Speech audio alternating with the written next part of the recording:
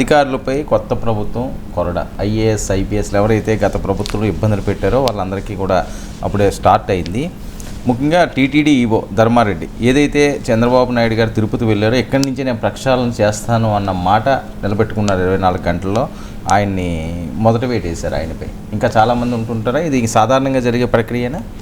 అంటే ఇప్పుడు పొలిటికల్గా ప్రభుత్వం మారినప్పుడు గత ప్రభుత్వంలో ఉన్న రాజకీయ నాయకులపైన ఆ ప్రభుత్వానికి లాయల్గా ఉన్న అధికారులపైన సహజంగా చర్యలు జరుగుతాయి. అయితే ఈ చర్యలు కక్ష సాధింపు అందామా కాదా, విండిక్టివ్ పాలిటిక్స్ అంటే గత ప్రభుత్వంలో తప్పులు చేసిన వాళ్ళపైన చర్యలు తీసుకోవద్దంటారా? గత ప్రభుత్వంలో తప్పులు చేసిన వారిని చర్య తీసుకోవడం విండిక్టివ్ పాలిటిక్స్ కాదు, కక్ష సాధింపు కాదు. కానీ గత ప్రభుత్వంలో తప్పులు చేయడము చేయకపోవడంతో సంబంధం లేకుండా చర్యలు తీసుకుంటే విండిక్టివ్ అవుతుంది. కానీ అఫ్కోర్స్ ప్రభుత్వం మారినప్పుడు ఖచ్చితంగా గత ప్రభుత్వం తప్పులు సమీక్షిస్తారు కదా. సో అందువల్ల ఇది కక్ష సాధింప కాదా అనేది కేస్ బై కేసు చూడాలి తప్ప గత ప్రభుత్వంలో ఉన్న వారిపైన ఎవరిపైనా చర్య తీసుకోవద్దు అనే theory licence to corrupt, licence to loot అవుతుంది.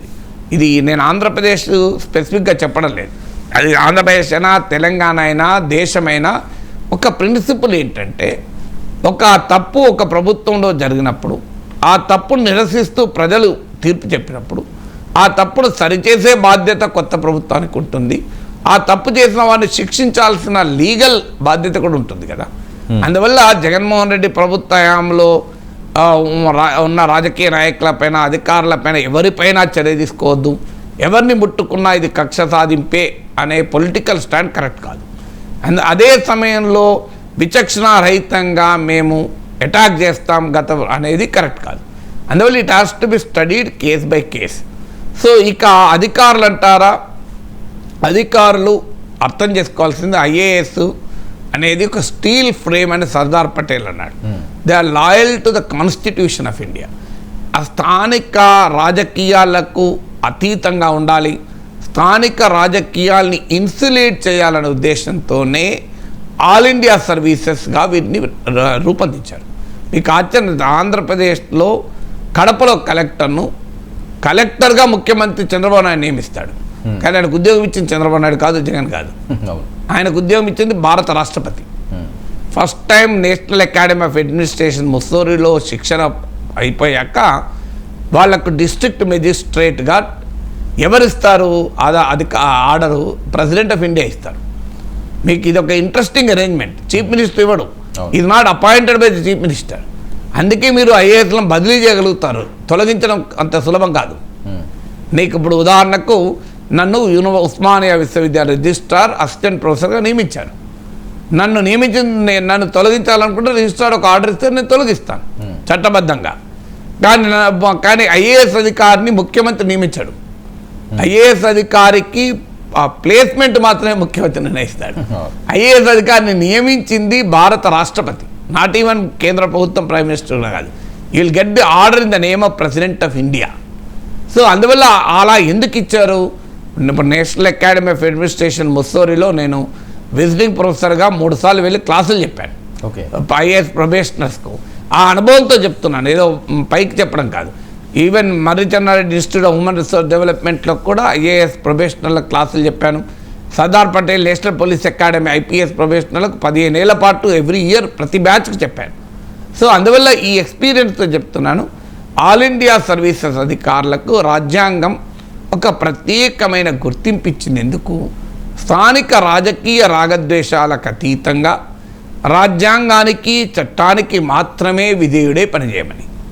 కానీ మన వ్యవస్థలు కరప్ట్ అయ్యాక, రకరకాల పాలిటిక్స్ ఎంటర్ అయ్యాక, సో ఈ స్టీల్ ఫ్రేమ్ కాస్త అది థర్మోకోల్ ఫ్రేమ్ అయింది. కొన్ని చోట్ల కాపర్ ఫ్రేమ్ కావచ్చు, కొన్ని చోట్ల బ్రాస్ ఫ్రేమ్ కావచ్చు, కొన్ని చోట్ల స్టీల్ ఫ్రేమ్గానే మిగలవచ్చు కొంతమంది విషయంలో. అలాంటి వాళ్ళు కూడా ఉన్నారు. సో ముఖ్యమంత్రితో పడకపోతే లైట్ తీసుకొని నేను ఎక్కడైనా వెళ్ళి పనిచేస్తాను ఎస్ఆర్ శంకరన్ లాంటి వాళ్ళు కూడా ఉన్నారు. సో ఇప్పటికీ ఎస్ఆర్ శంకరన్ను ఆదర్శ ఐఏఎస్ అధికారిగా ఎందుకు చెప్తారు? ఆ రకంగా ఉన్నారు. మీకు కేఆర్ వేణుగోపాల్ లాంటి వాళ్ళు ప్రైమ్ మినిస్టర్ ఆఫీస్లో పనిచేసినా వాళ్ళ ఇంటగ్రిటీని ఎవరు ప్రశ్నించలేదు.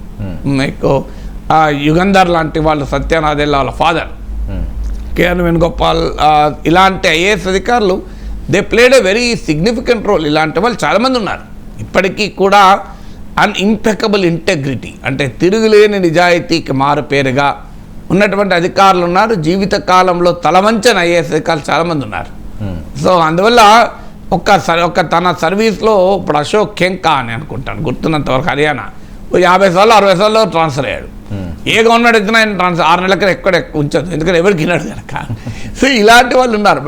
But unfortunately over a period of time steel frame కొన్ని చోట్ల థర్మోకోల్ ఫ్రేమ్గా మారిపోయింది. సో దాని ఫలితం అనుభవించాలి కదా.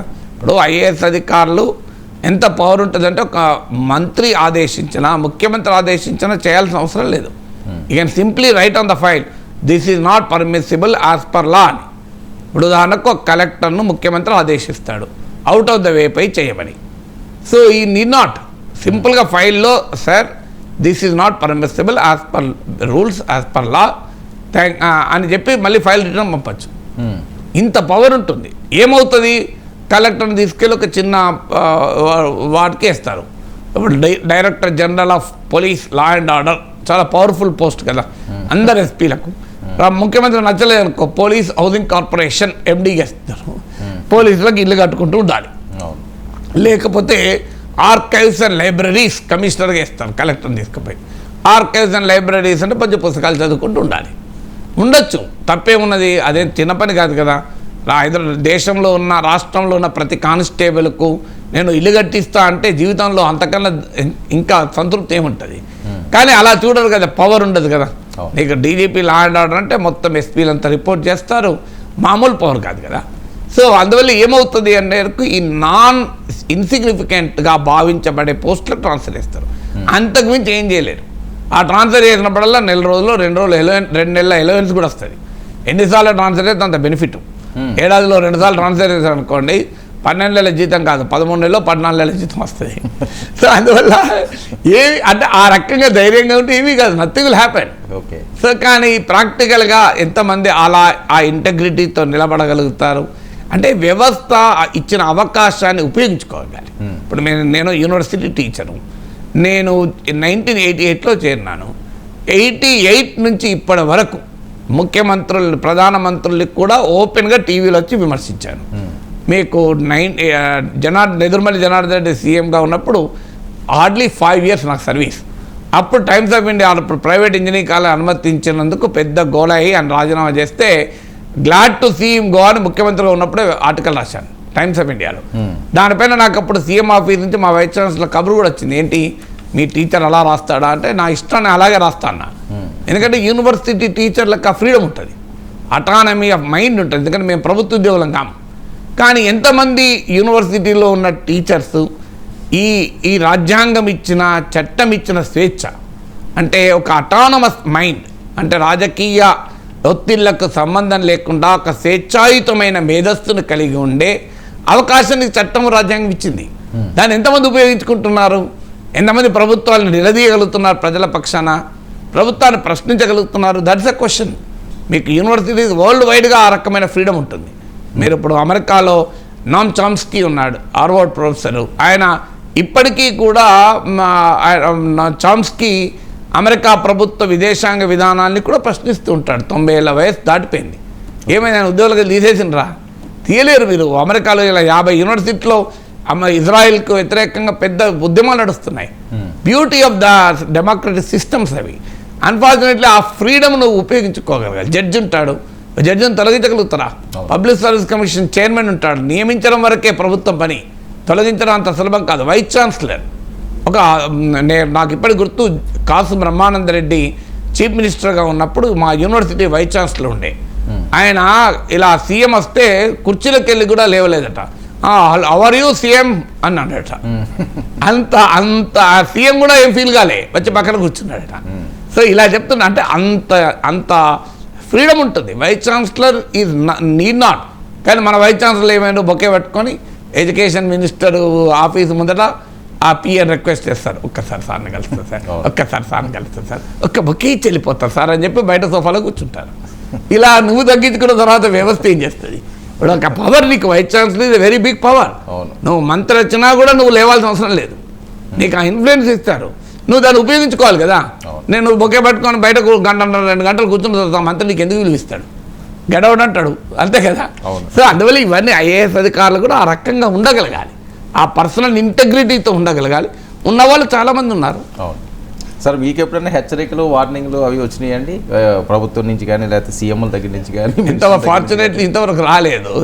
అయితే ఒకటే ఒక ఎగ్జాంపుల్, జనార్దన్ రెడ్డి టైంలో అది కూడా సీఎం పంపింది కాదు, చీఫ్ మినిస్టర్స్ ఆఫీస్లో ఉన్న సీఎం ముఖ్యమైన అధికారులు ఉంటారు కదా, వాళ్ళు ఈ టైమ్స్ ఆఫ్ ఇండియాకు చెందిన ఇండిపెండెంట్ అని ఎలీట్ డైలీ ఉండే చాలా ఫేమస్ పత్రిక. ఆ రోజుల్లోనే అన్ని పత్రికలు 1 రూపీ ఉంటే అది 4 రూపీస్ ఉండేది. Elite newspaper, respectable newspaper, దానికి నేను రాసేవాడిని. సో దాంట్లో ఈ glad to see him go అని రాసినప్పుడు ఎలా రాస్తాడు, is a government university employee అంటే వాళ్ళకి మా వైస్ ఛాన్సలర్ని పిలిచాడు. సార్ ఎందుకయ్యా 5 ఏళ్ళు అయింది, 5 years కూడా కాలేదు, కొత్తగా పెళ్ళయింది, ఇప్పుడే కొడుకు పుట్టాడు, ఉన్న ఉద్యోగం పోతే ఎట్లా, ముఖ్యమంత్రి కోపం వస్తే జాబ్ తీసేస్తాడని నేను ఇన్ మై ఓన్ ఇంట్రెస్ట్ చెప్పాను.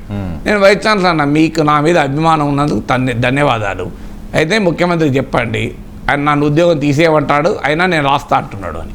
దమ్ముంటే ఉద్యోగం తీయమను అన్నా, ఎందుకంటే నా ఉద్యోగం తీసేస్తే నేను అప్పుడు జూబ్లీ ఇల్లు కట్టుకుంటా అన్నా.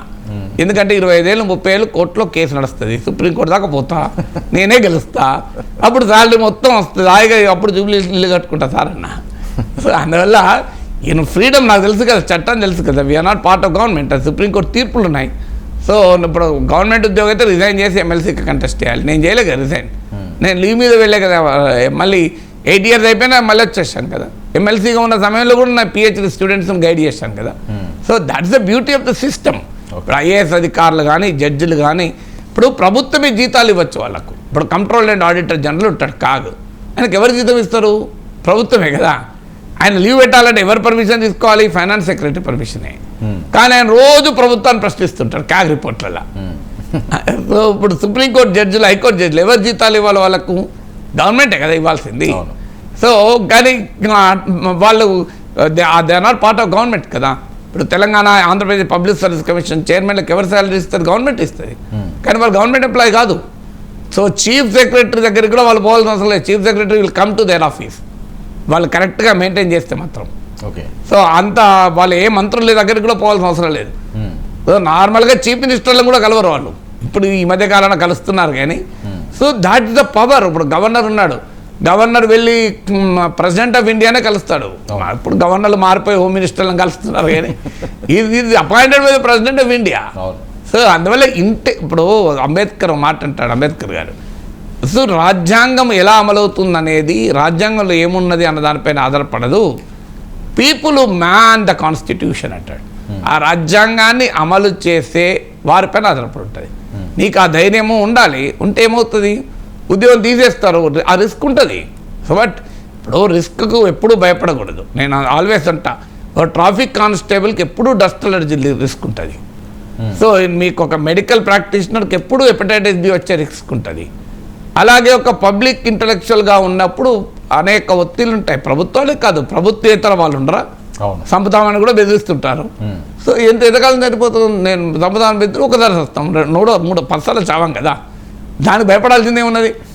అందువల్ల నేను చిన్నప్పుడే యూనివర్సిటీలో ఉన్నప్పుడే స్లోగన్స్ విన్నాం, జీనా హాయ్తో మర్నా సీకో, కదం కదం పర్ లడ్నా సీకో అని. అంటే బతకాలంటే చావడం నేర్చుకోవాలి, అడుగడుగున పోరాటం నేర్చుకోవాలి. అందువల్ల అటానమస్ మైండ్గా ఉండటానికి ధైర్యం ఉండాలి, ready to face the consequences. దుమ్మేస్తారు, రాళ్ళు వేస్తారు, దాడులు చేస్తారు, రోజు బూతులు తిడతారు, అనేక రకాల అబద్ధాలు చెప్తారు. Fine, that's part of the life, part of the game అనుకోవాలి. క్రికెట్ ఆడేవాడికి ఎప్పుడోసారి బాల్ తగిలే ప్రమాదం ఉంటుంది తల మీద అని చెప్పి క్రికెట్ ఆడుకుంటుంటాడా. సరే, ఏంటంటే వీళ్ళు పవర్ని వీళ్ళు యూజ్ చేసుకోవట్లేదు, అవకాశం ఉన్నా సరే. అది ఎవరు తప్పు అంటారు సార్, రాజ్యాంగంలో, లేకపోతే ఈ రాజకీయ నాయకులు? రాజకీయ నాయకులు తప్పు, అధికారులు తప్పు. రాజకీయ నాయకులు తమ పరిధిని దాటి అధికారులతో పనులు చేయించుకుంటున్నారు, అధికారులు తమ పరిధులను మరిచి రాజకీయ నాయకులు సేవ చేస్తున్నారు. ఇద్దరిది తప్పే కదా. సో అందువల్ల నీకు loyal, officer should be loyal to the law, loyal to the constitution, loyal to the rules, not loyal to the politician. రాజకీయ నాయకునికి విధేయంగా ఉండాల్సిన అవసరమే లేదు.